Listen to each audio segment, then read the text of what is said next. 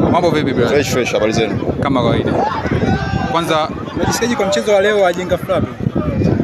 Kwanza tunamshukuru Mwenyezi Mungu tumeweza kucheza mechi yetu salama salamini ya charity na tumeweza kumaliza vizuri na kuna majeruhi. Kikubwa ni muendelezo wa matamasha ambao huwa tunafanya mwishoni mwa msimu kwa ajili ya kuhakikisha tunajumuika na jamii ambayo imetulea na kutukuza. Kwa hiyo tunarudi kwao na kuweza kucheza hizo mechi kwa ajili ya kuona kwa kidogo kinachopatikana kuweza kusaidia jamii kwa namna moja au nyingine kwenye hospitali na sehemu mbalimbali katika jamii yetu. Kwa hiyo kujumuika na watu wa Mtwara kwangu imekuwa ni furaha kubwa kwa sababu mara ya mwisho nilikuja hapa miaka kadhaa iliyopita kipindi Ndanda iko kwenye ligi. Kwa tangu imeshuka siweza kuja tena Mtwara.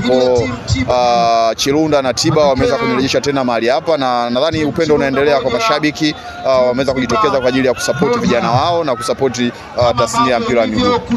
Unadhani tutarajie tena kukuona nani ya mwakani?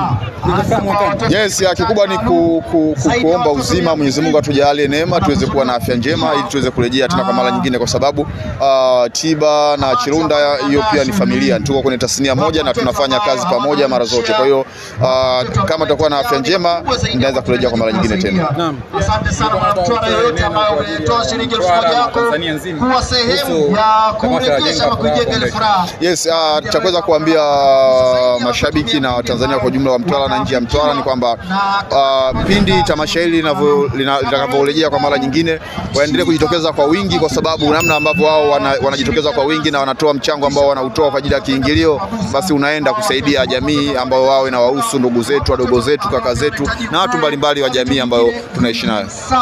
Shukrani, asante sana.